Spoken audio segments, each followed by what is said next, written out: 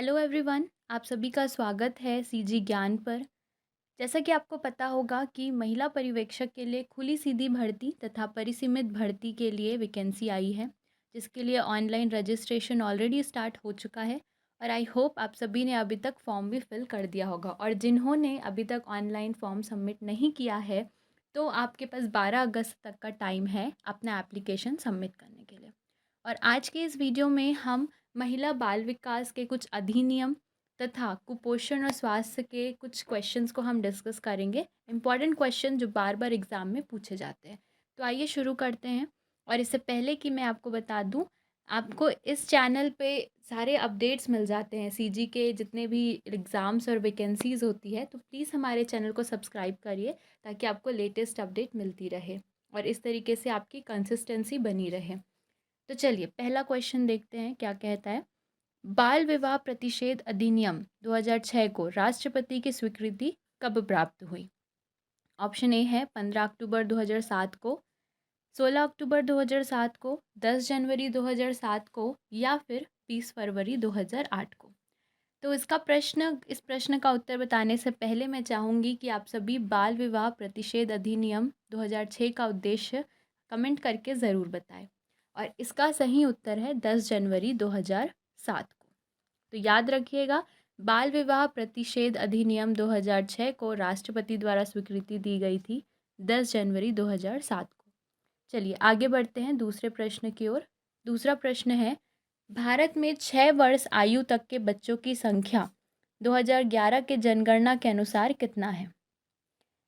तो ऑप्शन है 14.7 करोड़, 17.6 करोड़, 18.5 करोड़ या फिर 15.87 करोड़। तो जैसा कि आप सभी को पता होगा कि जितने भी अधिनियम हैं हम उसमें 2011 के जनगणना को ही मान्य लेकर के चलते हैं। तो इस जनगणना के अनुसार 6 वर्ष आयु वाले बच्चों की संख्या है 15.87 करोड़।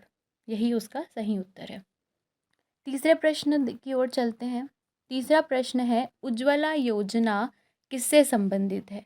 उज्ज्वला योजना किससे संबंधित है? ऑप्शन देखिए, तस्करी की शिकार महिलाओं तथा बच्चों के बचाव पुनः स्थापना के लिए, या फिर तस्करी के शिकार महिलाओं तथा बच्चों के पुनः एकीकरण के लिए, महिलाओं तथा बच्चों की तस्करी रोकने की व्यापक योजना, अर्थात उपरोक्त सभी। तो जैसा कि आपने उत्तर पहले ही देख लिया था, इसका उत्तर है उपरोक्त सभी।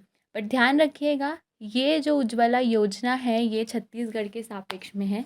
एक और उज्ज्वला योजना है जो कि संपूर्ण भारत में लागू है, और वो है ग्रामीण क्षेत्रों में एलपीजी गैस के वितरण से संबंधित है, वो वाला उज्ज्वला योजना। और ये जो है, जैसा कि आप देख पा रहे होंगे कि यहाँ पर महिलाओं जो जिनकी तस्करी हो चुकी है या फिर बच्चों के लिए उनको उनको बचाने हेतु ये योजना लाई गई है। चौथे प्रश्न की ओर चलते हैं। चौथा प्रश्न है हमारा, सूर्य की किरणों से शरीर में निर्मित होता है। तो ऑप्शन में आपको कुछ विटामिन्स के नाम दिए गए हैं और मैं आशा करती हूँ कि इसका उत्तर हर किसी को पता होगा। इसका उत्तर आप देख सकते हैं कि ऑप्शन ए में दिया है vitamin D, vitamin B, vitamin C अर्थात उपरोक्त सभी। तो आप सभी को पता होगा कि सूर्य की किरणें सबसे अच्छा स्रोत होता है विटामिन डी का। तो इसका सही उत्तर होगा विटामिन डी। अस्थियों के स्वास्थ्य के लिए आवश्यक पोषक तत्व है। तो इनमें से कौन सा पोषक तत्व है जो हमारी अस्थियां मतलब कि हमारे हड्डी बोन्स के लिए इम्पॉर्टेंट होती है, बोन्स के न्यूट्रिशन के लिए? तो लौह तत्व एवं विटामिन डी, आयरन एवं विटामिन डी अर्थात विटामिन ए और विटामिन सी, कैल्शियम और विटामिन डी, या फिर इनमें से कोई नहीं। तो ये भी बहुत ही बेसिक सा क्वेश्चन है। इसका आंसर आप सभी को पता होगा कि कैल्शियम और विटामिन डी से ही हमारी हड्डियाँ मजबूत होती है। तो इसका सही उत्तर है उत्तर number C, option number C, calcium व विटामिन डी। आगे चलते हैं हम 7वें प्रश्न की ओर। इंदिरा गांधी मातृत्व सहयोग योजना का लाभ प्राप्त करने के लिए न्यूनतम आयु है। तो इस योजना के बारे में आपने ज़रूर से ही सुना होगा। तो ऑप्शन में दिया हुआ है 18 वर्ष, 19 वर्ष, 20 वर्ष अर्थात 21 वर्ष। तो इसका सही उत्तर हो जाएगा हमारा 19 वर्ष। प्रश्न 8वां की तरफ चलते हैं। सर्वाधिक ऊर्जा किस पोषक तत्व द्वारा प्रदान की जाती है? सबसे ज़्यादा एनर्जी आपको इनमें से कौन से न्यूट्रिएंट से मिलता है? ऑप्शन है प्रोटीन, ऑप्शन बी वासा, ऑप्शन सी कार्बोहाइड्रेट, या फिर इनमें से कोई नहीं। तो इसका करेक्ट आंसर हो जाएगा वासा या वसा। इसको इंग्लिश में बोलते हैं फैट। उसके बाद नेक्स्ट क्वेश्चन हम देखते हैं। शिशुओं को अनुपूरक आहार किस उम्र से प्रारंभ किए जाने चाहिए? ऑप्शन ए 4 माह के उपरांत, ऑप्शन बी 8 माह के उपरांत, ऑप्शन सी 9 माह के उपरांत, ऑप्शन डी 6 माह के उपरांत। तो इसका सही उत्तर हो जाता है ऑप्शन नंबर डी 6 माह के उपरांत। आप उनको जो हल्का फुल्का कुछ अनुपूरक आहार है वो आप उनको शिशुओं को दे सकते हैं।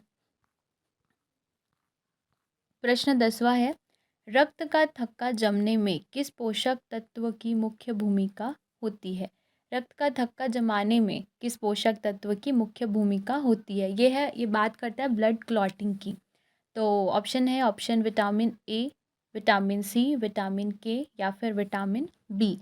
तो इसका सही उत्तर हो जाएगा विटामिन के। ये ब्लड क्लॉटिंग में हेल्प करता है जो कि प्लाज्मा मेम्ब्रेन में हमारा प्रेजेंट होता है, विटामिन के। 11वां प्रश्न है। मिश्रित खाद्य पदार्थ किन मायनों से फ़ायदेमंद होते हैं? मिश्रित खाद्य पदार्थ जैसे कि मल्टीग्रेन्स, आपका मल्टीग्रेन आटा हो गया, तो इस तरीके से जो मिश्रित खाद्य पदार्थ होते हैं तो वो किस तरीके से हमारे लिए फ़ायदेमंद हैं?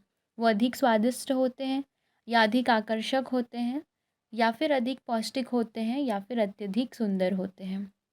तो इसका आप सभी को उत्तर पता होगा। बिल्कुल, ऑप्शन नंबर हमारा सी है, अधिक पौष्टिक होते हैं। नेक्स्ट क्वेश्चन है। घरेलू हिंसा अधिनियम 2005 के अंतर्गत मजिस्ट्रेट द्वारा किए गए आदेश की अपील की जाएगी।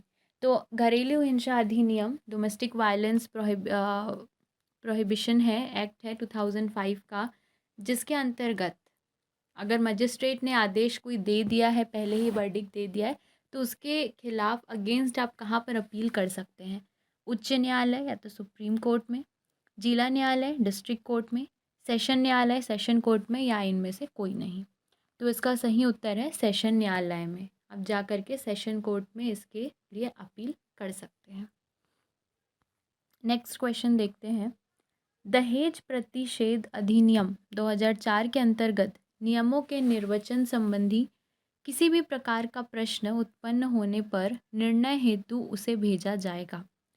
तो कहाँ पर आप किस ऑफिस में आपको जाना होगा, ये पूछा जा रहा है। तो सरकार को, उच्च न्यायालय को, सर्वोच्च न्यायालय को। नेक्स्ट क्वेश्चन है। दहेज प्रतिषेध अधिनियम 2004 के अंतर्गत नियमों के निर्वचन संबंधी किसी भी प्रकार का प्रश्न उत्पन्न होने पर निर्णय हेतु उसे भेजा जाएगा सरकार को, उच्च न्यायालय को, सर्वोच्च न्यायालय को, या फिर परिवार न्यायालय को। तो इसका सही उत्तर है परिवार न्यायालय को, फैमिली कोर्ट को, क्योंकि डोमेस्टिक वायलेंस हो या डाउरी प्रोहिबिशन एक्ट हो, ये सारा हमारा फैमिली कोर्ट में ही डील किया जाता है, परिवार न्यायालय में। उसके बाद 14वां प्रश्न देखते हैं। छत्तीसगढ़ टोनही प्रताड़ना अधिनियम 2005 राज्य में कब प्रारंभ हुई है? तो ये टोनही प्रताड़ना अधिनियम 2005 ये बहुत ही महत्वपूर्ण है महिला पर्यवेक्षक में। इससे संबंधित बहुत सारे क्वेश्चन आने के चांसेस हैं, तो आप इस प्रताड़ना अधिनियम को, टोनही प्रताड़ना अधिनियम 2005 को अच्छे से पढ़ लीजिएगा, इसकी सभी धाराओं को पढ़ लीजिएगा, और इसके लिए इस पर हम एक वीडियो भी लेकर के आएंगे। तो फिलहाल इसका ऑप्शन देखते हैं। 30 सितंबर 2005 को, या 23 जनवरी 2005, 30 नवंबर 2005, अर्थात 23 दिसंबर 2005। तो इसका सही उत्तर है 30 सितंबर 2005 को इस अधिनियम को राज्य में प्रारंभ किया गया था। और आप मुझे कमेंट करके बताइएगा कि कौन से जिले से इसको प्रारंभ किया गया था। नेक्स्ट प्रश्न हम देखते हैं। घरेलू हिंसा की परिभाषा किस धारा में उल्लेखित है? घरेलू हिंसा की परिभाषा किस धारा में उल्लेखित है? धारा 6, धारा 5, धारा 7, या फिर धारा 3 में? तो इसका सही उत्तर है धारा 3 में। अगला प्रश्न है, शारीरिक हिंसा की श्रेणी में शामिल है, इन ऑप्शन में से क्या शारीरिक हिंसा की श्रेणी में उस लिस्ट में आता है? थप्पड़ मारना, मुक्का मारना, दांत से काटना या उपरोक्त सभी। तो उपरोक्त यहाँ पर उत्तर होगा उपरोक्त सभी, क्योंकि किसी भी प्रकार से जब आप किसी को हानि पहुँचाते हैं या अगर चोट लगने की संभावना है तो वो सभी शारीरिक हिंसा के अंदर ही आती है। 17वां प्रश्न देखते हैं। 17 वर्ष नहीं, प्रश्न 17वां है, वर्ष 2011 की जनगणना के अनुसार छत्तीसगढ़ की महिला साक्षरता दर कितने प्रतिशत है? ये एक बहुत ही महत्वपूर्ण प्रश्न है जिसके आने की संभावना है। तो ऑप्शन है 50%, 60.24%, 80% या फिर 70.5%। तो इसका सही उत्तर है 60.24%। अगला प्रश्न है, 18वां प्रश्न हम देखते हैं। वर्ष 2018 की स्थिति में छत्तीसगढ़ में शिशु मृत्यु दर कितना है?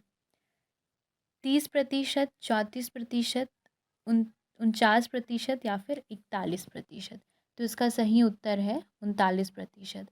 और ये जो कितनी दर है, इस तरीके का प्रश्न एक बहुत ही इम्पॉर्टेंट टाइप का प्रश्न है जो बार बार पूछा जाता है, तो बेटर है आप इन सभी को याद कर लो, रट्टा रट्टा मार लो। अगला प्रश्न हम देखते हैं। प्रश्न 19, बाल विवाह प्रतिषेध अधिनियम 2006 को राष्ट्रपति की स्वीकृति कब प्राप्त हुई? ये प्रश्न हमने पहले ही कर चुका है, ये रिपीटेड क्वेश्चन है, फिर भी इसका आंसर हम एक बार फिर से देख लेते हैं। 10 जनवरी 2007 को। नेक्स्ट है, छत्तीसगढ़ में दाई दीदी क्लिनिक योजना कब चालू हुई है? 19 नवंबर 2020 को, 30 नवंबर 2020 को, 25 नवंबर 2020 को, 25 दिसंबर 2021 को। तो इसका सही उत्तर है 19 नवंबर 2020 को। और आप मुझे बता सकते हैं इस क्लिनिक को स्टार्ट करने का मुख्य उद्देश्य क्या है और उनके मुख्य लाभार्थी कौन कौन हो सकते हैं? ये कमेंट करके ज़रूर बताइए। अगला प्रश्न है, छत्तीसगढ़ में महतारी जतन योजना की शुरुआत किस जिले से की गई थी?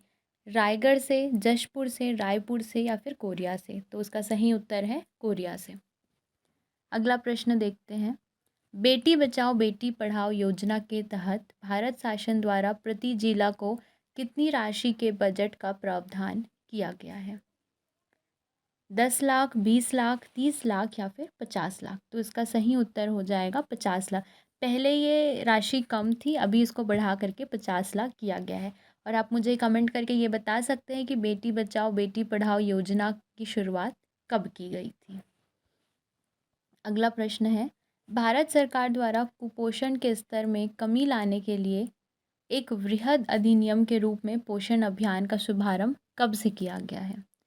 1 जनवरी 2021 से, 8 मार्च 2015 या फिर 10 फरवरी 2020 से या फिर 8 मार्च 2018 से? तो इसका सही उत्तर हो जाता है 8 मार्च 2018 से। अगला प्रश्न देखते हैं। आंगनबाड़ी सहायिका को कार्यकर्ता पद पर सीमित सीधी भर्ती का अवसर देते हुए कितने प्रतिशत पदों को उनके लिए सुरक्षित रखा गया है? 10%, 20%, 25% या फिर कोई नहीं? तो इसका सही उत्तर है 25%। तो आपको पता होगा कि इस भर्ती में खुली सीधी भर्ती भी है तथा परिसीमित भी है। परिसीमित के अंदर जो पहले ही कार्यरत है उनके लिए 25% का रिजर्वेशन रखा गया है। अगला प्रश्न हम देखते हैं। शासकीय स्तर पर नारी निकेतन का संचालन निम्न में किन जिलों में किया जा रहा है? पहला, बेमेतरा, कबीरधाम व राजनांदगांव। दूसरा, रायपुर, सरगुजा व दंतेवाड़ा। तीसरा, बिलासपुर, कोरबा व कोरिया। और डी, इनमें से सभी जिलों में। तो इसका सही उत्तर हो जाता है option number B, Raipur, Surguja व दंतेवाड़ा में। यहाँ से इसका संचालन किया जा रहा है। तो ये था हमारे आज के 25 महत्वपूर्ण प्रश्न जो बार बार परीक्षा में पूछे जाते हैं। और इस तरीके की और भी अपडेट्स के लिए और भी प्रश्न के लिए आप हमारे चैनल को सब्सक्राइब कर लीजिए। हमारे वीडियो को लाइक करिए, शेयर करिए और अपने प्रिपरेशन में कंसिस्टेंसी बनाए रखिए। Thank you.